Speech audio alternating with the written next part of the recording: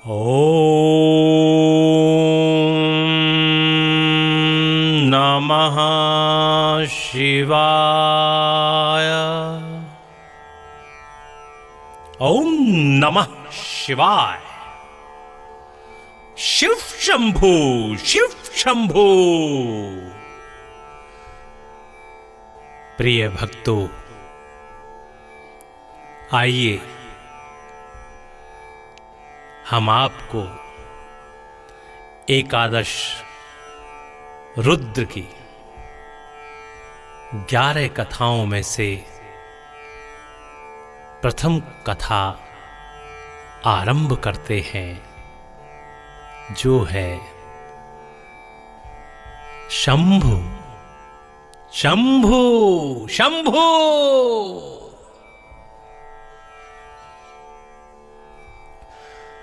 ब्रह्मा विष्णु महेशान देव दानवा राक्षसा यस्मात् प्रजगिरे देवास्तं शंभुं प्रणमाम्यहम्।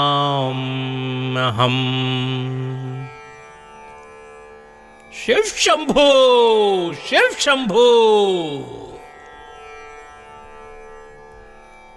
अर्थात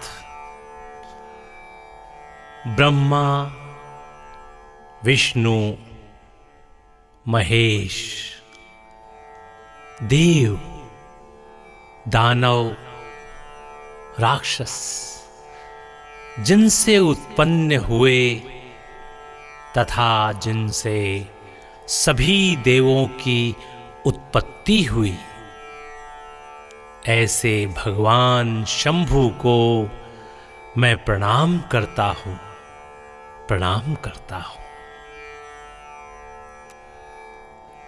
भगवान रुद्र ही इस सृष्टि के सृजन, पालन और संहार करता है। शंभु शिव, ईश्वर और महेश्वर आदि नाम उन्हीं के पर्याय शब्द अर्थात नाम है। श्रुति का कथन है कि एक ही रुद्र हैं जो सभी लोकों को अपनी शक्ति से संचालित करते हैं। अतएव वही ईश्वर हैं, वही सबके भीतर अंतर्यामी रूप से स्थित है। आध्यात्मिक, आदि भौतिक और आदि दैविक रूप से उनके 11 पृथक पृथक नाम श्रुति, पुराण आदि में प्राप्त होते हैं। शतपथ ब्राह्मण के 14 खंड, बृहदारण्य कोपनिषद में पुरुष के 10 प्राण और 11वां आत्मा एकादश आध्यात्मिक रुद्र बताए गए हैं। अंतरिक्षस्थ वायु प्राण ही हमारे शरीर में प्राण रूप होकर प्रविष्ट है और वही शरीर के 10 स्थानों में कार्य करता है। इसलिए उसे रुद्र प्राण कहते हैं। 11वां आत्मा भी रुद्र प्राणात्मा के रूप में जाना जाता है। आदि भौतिक रुद्र पृथ्वी, जल, तेज, वायु, आकाश, सूर्य, चंद्रमा, यजमान, पवमान, पावक और शुचि नाम से कहे गए हैं। इनमें आदि के 8 शिव की अष्टमूर्ति कहलाते हैं। शेष, पवमान, पावक और शुचि घोर रूप हैं। आधिदैविक रुद्र तारामंडलों में रहते हैं। विभिन्न पुराणों में इनके भिन्न भिन्न नाम तथा उत्पत्ति के भिन्न भिन्न कारण मिलते हैं। इस प्रकार भगवान रुद्र ही सृष्टि के आदि कारण हैं तथा सृष्टि के कण कण में विद्यमान हैं। एक एव रुद्रो वस्थते न द्वित्वः और असंख्यता सहस्राणि ये रुद्रा अधि भूमय्याम। इस प्रकार एक रुद्र और असंख्य रुद्रों के वर्णन तंत्र ग्रंथों में प्राप्त होते हैं। इसका अभिप्राय यह है कि एक रुद्र अधिनायक मुख्य है और शेष रुद्र उनकी प्रजा है। पुराणों में इनकी उत्पत्ति का कारण प्रजापति के सृष्टि रच पाने की असमर्थता पर उनके मन्यु अर्थात क्रोध और अश्रु को बताया गया है। शिव पुराण में देवताओं के असुरों से पराजित हो जाने के बाद कश्यप की प्रार्थना पर कश्यप और सुरभि के द्वारा उनके अवतार का वर्णन है। शैवागम में एकादश रुद्रों का नाम शंभु, पिनाकी, गिरीश, स्थाणु, भर्ग, सदाशिव, शिव, हर, शर्व, कपाली तथा भव बतलाया गया है। एक समय आनंद वन में रमण करते हुए आदि एवं प्रथम रुद्र भगवान शंभु के मन में एक से अनेक होने की इच्छा हुई। फिर उन्होंने अपने वाम भाग के 10वें अंग पर अमृत मलकर विष्णु को तथा दक्षिण भाग से ब्रह्मा को उत्पन्न किया। कुछ समय के बाद रुद्र माया से मोहित होकर विष्णु और ब्रह्मा ने अपने कारण की खोज की। तब एक आदि अंतहीन ज्योतिर्लिंग का दर्शन हुआ, जिसके और छोर का पता लगाने में दोनों असमर्थ रहे। विष्णु और ब्रह्मा की स्तुति करने पर अपनी शक्ति उमा देवी के साथ भगवान शंभु प्रकट हुए। शिव शंभो, शिव शंभो।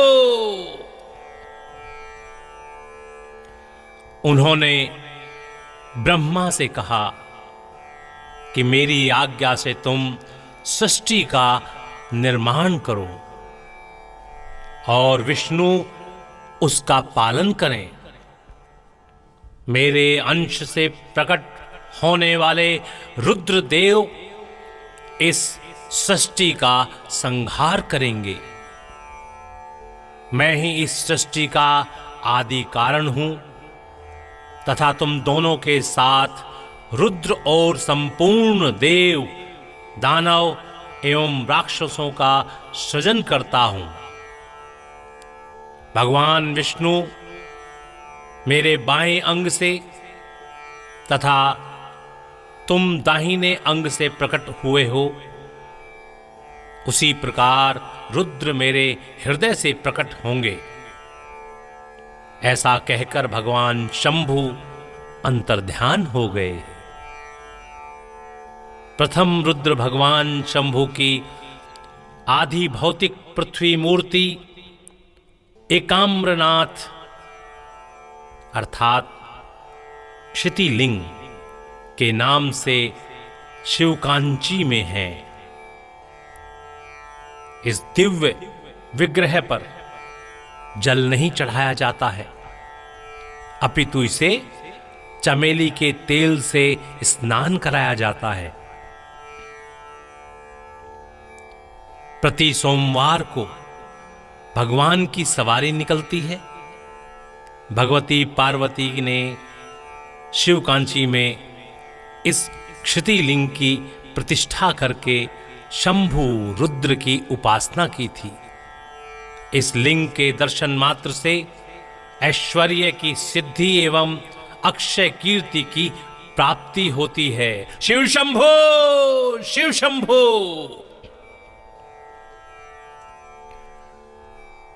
प्रिय भक्तों, आइए बताते हैं कि भगवान शंभु का नंदीश्वर अवतार कैसे हुआ। पूर्व काल में शिलाद नामक एक धर्मात्मा मुनि थे। पितरों के आदेश से उन्होंने अयोनिज एवं मृत्युहीन पुत्र की प्राप्ति के लिए पहले इंद्र और उसके बाद इंद्र के कहने पर भगवान शंभु की प्रसन्नता के लिए कठिन तपस्या की। उनके तप से प्रसन्न होकर महादेव ने प्रकट होकर उनसे वर मांगने के लिए कहा। तब शिलाद मुनि ने उनसे कहा, प्रभु, मैं आपके ही समान मृत्युहीन अयोनिज पुत्र चाहता हूं। शिव जी ने कहा, तपोधन विप्र, पूर्व काल में ब्रह्मा जी के साथ मुनियों एवं देवताओं ने मेरे अवतार धारण करने के लिए तपस्या के द्वारा मेरी आराधना की थी। इसलिए समस्त जगत का पिता होते हुए भी मैं तुम्हारे अयोनिज पुत्र के रूप में अवतार लूंगा तथा मेरा नाम नंदी होगा। ऐसा कहकर कृपालु शिव अंतर्ध्यान हो गए। कुछ समय बाद एक दिन यज्ञवेत्ताओं में श्रेष्ठ शिलाद मुनि यज्ञ करने के लिए यज्ञ क्षेत्र जोत रहे थे। उसी समय उनके श्वेत बिंदु से एक पुत्र उत्पन्न हुआ, अर्थात उनके पसीने से एक पुत्र की उत्पत्ति हुई। वह बालक युगांतकालीन अग्नि के समान प्रभावान था। शिलाद मुनि ने जब उस बालक को सूर्य के समान प्रभावशाली, त्रिनेत्र, जटा मुकुटधारी, त्रिशूल इत्यादि आयुधों से युक्त चतुर्भुज रुद्र रूप में देखा तो वे महान आनंद में निमग्न हो गए। शिलाद की कुटिया में पहुंचकर वह बालक रुद्र रूप को त्याग करके मनुष्य रूप धारण कर लिया। पुत्र वत्सल शिलाद मुनि ने उस बालक का जात कर्मादि संस्कार करके उसका नाम नंदी रखा। 5वें वर्ष में उन्होंने नंदी को सभी वेदों तथा शास्त्रों का अध्ययन कराया। 7वां वर्ष पूरा होने पर मित्र और वरुण नाम के मुनि शिव जी की प्रेरणा से उस बालक को देखने आए। उन्होंने शिलाद मुनि से कहा कि यद्यपि तुम्हारा पुत्र नंदी संपूर्ण शास्त्रों का पारगामी विद्वान है, लेकिन अब उसकी आयु मात्र 1 ही वर्ष शेष बची है। अपने पिता को चिंतित देखकर नंदी ने कहा, पिताश्री, आप चिंतित न हो। यमराज भी मुझे मारना चाहे तो भी मेरी मृत्यु नहीं होगी। मैं भगवान शंभु के भजन के प्रभाव से मृत्यु को जीत लूंगा। नंदी ने इस प्रकार कहकर अपने पिता को सांत्वना दी तथा भगवान शंकर की प्रसन्नता के लिए तपस्या करने के लिए वन की राह पकड़ी। वन में पहुंचकर नंदी अपने हृदय में 3 नेत्र तथा 10 भुजा और 5 मुख वाले भगवान सदाशिव का ध्यान तथा रुद्र मंत्र का जप करने लगा। नंदी को अपने ध्यान और जप में तल्लीन देखकर उमा सहित महादेव प्रकट हुए। उन्होंने नंदी से कहा,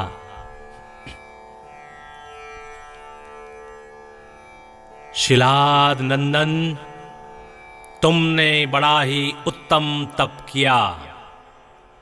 मैं तुम्हारी इस उत्तम तपस्या से परम संतुष्ट हूं। तुम्हारे मन में जो अभीष्ट हो वह वर मांग लो। महादेव जी के इस प्रकार कहने पर नंदी ने भगवान शंकर की बड़े ही प्रेम से स्तुति की और भाव विभोर होकर उनके चरणों में लेट गया। भगवान शंभु ने अपने चरणों में पड़े हुए नंदी को उठाकर कहा, वत्स नंदी, उन दोनों विप्रों को मैंने ही भेजा था। तुम्हें मृत्यु का भय कहां? तुम तो मेरे ही समान हो।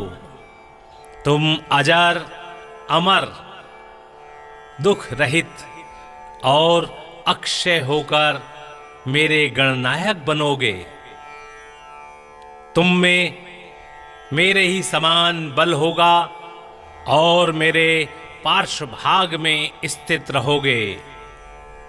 मेरी कृपा से जन्म, जरा और मृत्यु तुम पर अपना प्रभाव नहीं डाल सकेंगे।